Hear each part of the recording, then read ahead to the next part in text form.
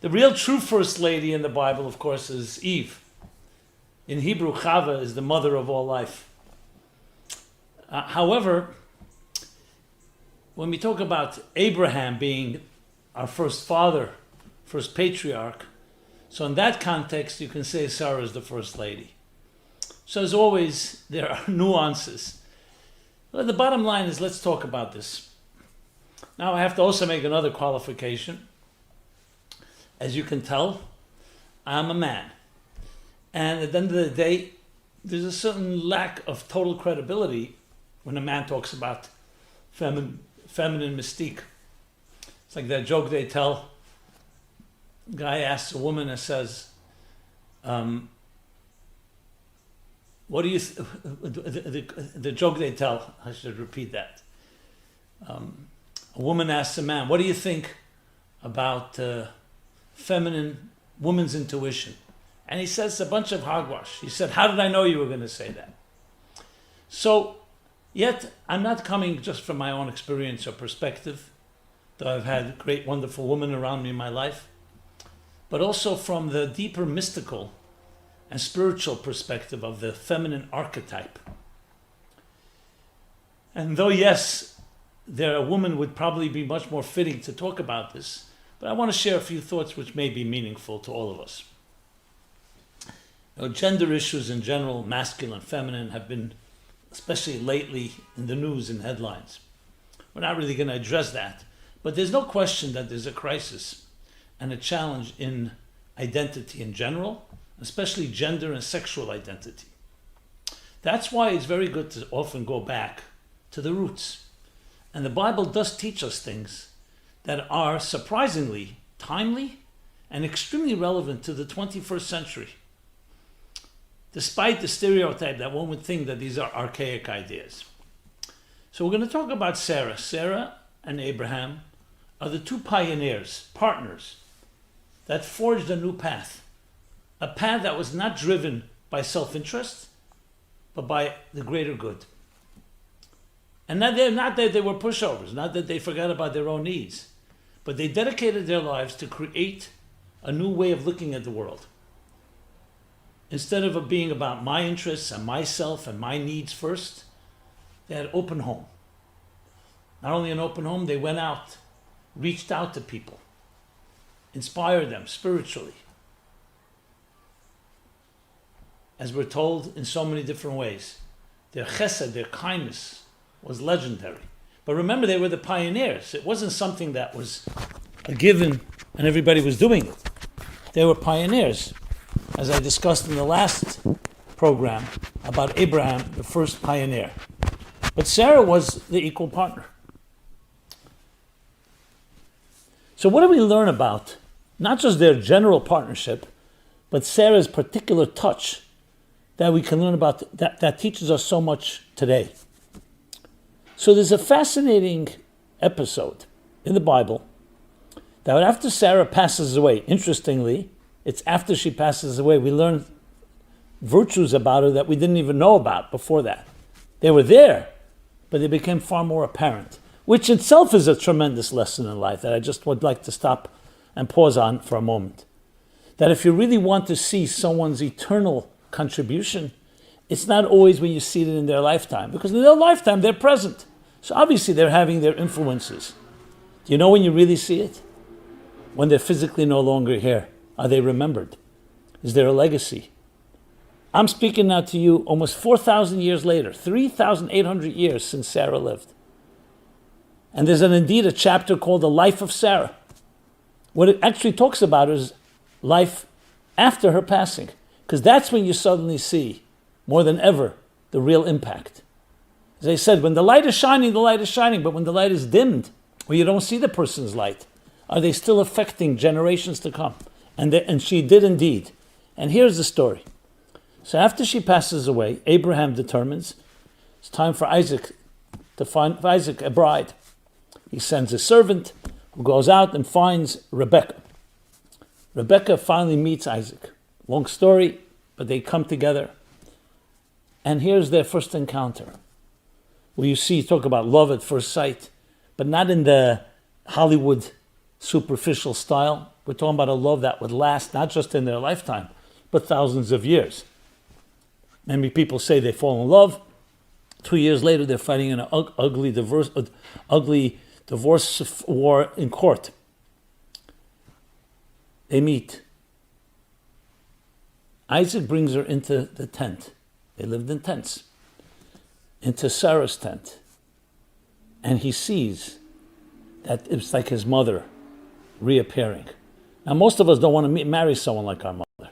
But when you know who Sarah was, the ultimate paragon of a woman. But what did he see? So interestingly, he sees 4 features in her. Actually, Rashi, the commentary, brings 3 of the 4. But the Medrash, which is a commentary on the verse, says he brings 4 things. What are the 4 things? The first, he sees a cloud hovering over the tent, which had disappeared after his mother passed away.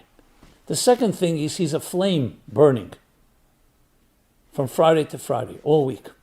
The third, he sees a blessing in her dough. That's the expression, in the food she prepared.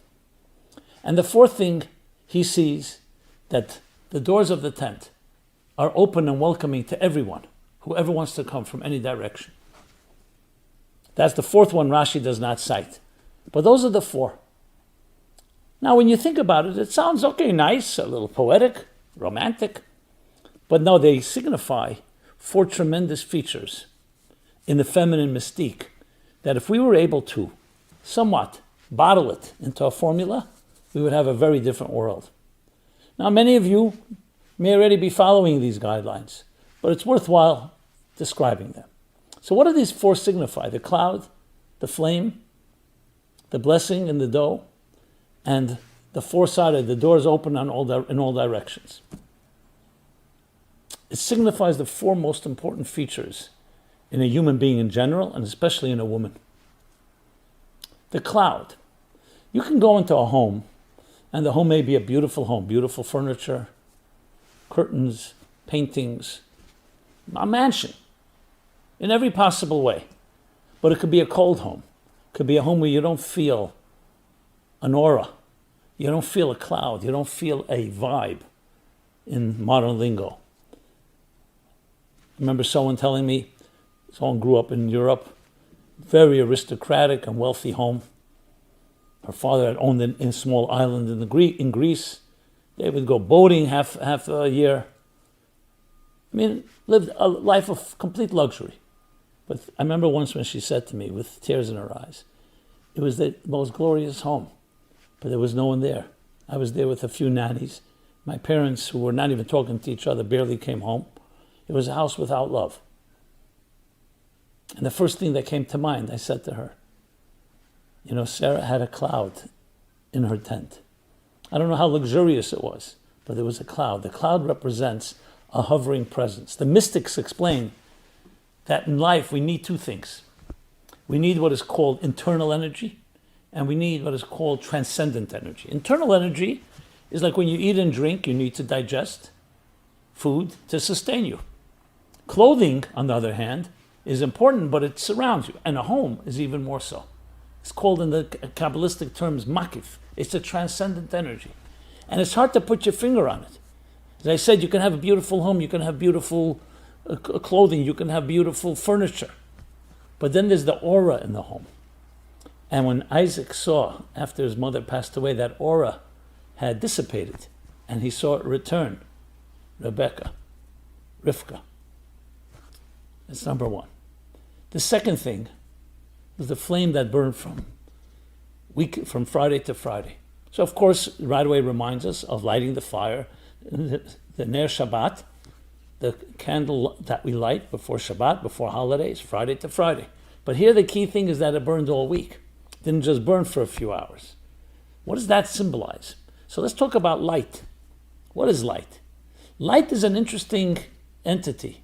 Einstein made it very popular in the world of science. But if you look in the world of Kabbalah, you see light is always used. Or Ein Sof, the infinite light, the infinite energy. So light is more than just turning on a light and seeing things. Light is actually quite paradoxical. On one hand, it clearly is visible. On the other hand, it doesn't have any substance. But think of this property. A little light dispels a lot of darkness. All the weapons in the world cannot eliminate darkness. A little flame comes into the picture and eliminates darkness without any battle. When it comes to water and fire, enough water can evaporate large bodies.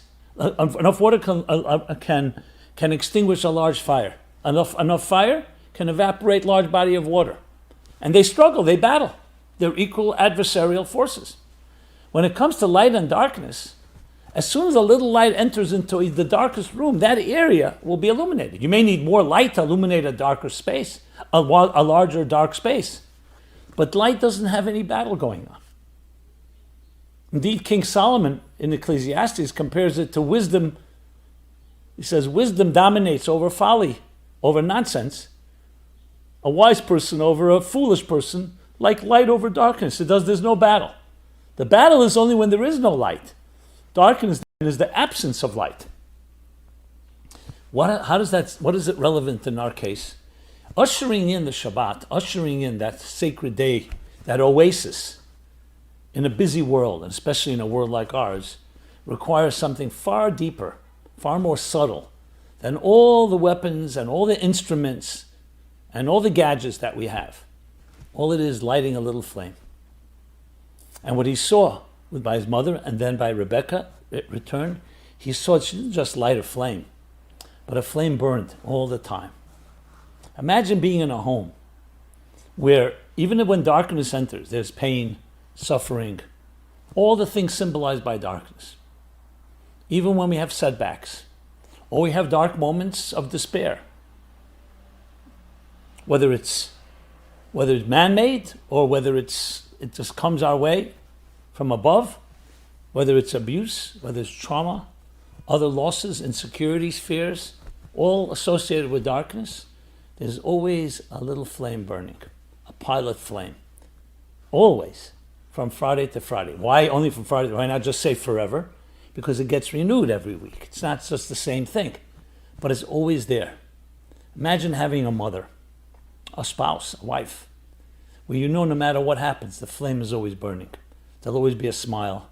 There'll always be hope.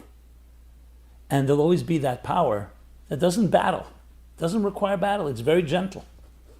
It's not like aggressive masculine energy. It's part of the feminine mystique. So in addition to the aura of the cloud, he saw now this flame that automatically dispelled darkness. And that reassured him, the confidence that he knew that here he has a woman that will be appropriate, not just partner, maybe in many ways leader even, and she can have those powers. Those are two. The third is the blessing in the food. It's called actually the blessing in the dough. So we know there's the mitzvah of challah. Challah. Challah is a mitzvah, which means that when you bake a piece of bread or you break a challah, a piece of the dough you put aside, you sanctify it. And that creates a blessing in the food that you eat. Now, we all eat food. We all need to eat and drink. But how much do we associate with it? How much sanctity do we associate? We eat when we're hungry. Sit down. It may be a beautiful meal with family. Sometimes it's a real time to bond, to connect. But the meal itself, a human body needs fuel, so we eat. I'm not even getting into eating in a gluttonous or indulgent fashion. But imagine your meal is also an offering, and your table is an altar. You sanctify your food. We don't think about usually. We think of sanctity and transcendence usually in context of holy things, whether it's a holiday or it's a prayer service or it's a house of worship or it's a temple. No, even in the mundane things, just a piece of dough, piece of food, which symbolizes all food, is sanctified. And he saw that in the dough of Rebecca, similar to what he found in his mother. And finally, the fourth thing, the graciousness. Graciousness. That no matter what direction a person comes, not just east, west, south, or north, but also what direction, meaning wherever they are, what kind of personality they have, whether they're coming from a direction that you completely don't identify with, or one that you do identify with, or one from left field, that there's no judgment. Everybody is welcome. because you're a soulful person. And the word soulful is the key here, because all four elements that I described are all soulfulness. It's soulfulness in the aura of the home. It's soulfulness in the light and the spirituality and the soul, which is compared to a flame. The soul of a human being is a divine flame that dispels darkness automatically. The soulfulness, even in material activities like eating a meal, the dough, and the soulfulness in how we greet people and how we welcome people. All these four different features, all were under that rubric called the soul. And indeed, the feminine mystique is about soul, introducing soul into a relationship, into a marriage, into a commitment. It's not just a negotiated contract where we both take care of each other. It's not just sexuality, companionship. All of that is correct. But there's also a soulfulness, a transcendent soulfulness. And this brings me to an interesting thing. And maybe this is why Rashi only brings the first three of the four. The first three are also an acronym for the word Hachen, which means the grace, or Chana, another Hebrew name, Chala, Nida, and Adlokat Neret. Sanctity in the three pillars of a true, healthy marriage and relationship. One is sanctity in our intimacy, not just sexuality, intimacy. It's a connection between two people that are bonded, and they're intimate not only when they're physically together, they're intimate all the time. That's the aura of the cloud. The second is the sanctity within their time, in space and time itself, the time of Shabbat, sanctifying the light by the candle that sanctifies space and time. And finally, the sanctity that comes and the soulfulness that comes in the very food that we consume, in the material things that we're involved in. But the fourth is equally valuable and equally important, and that is the graciousness, the welcoming, how we treat people, how we're always giving and we're always open. And what's fascinating here is also to remember, this wasn't just he was looking for a carbon copy of his mother Sarah. She was a very strong and powerful individual, Rebecca. She had her own challenges. And yet she came out like a rose among thorns, very powerful person.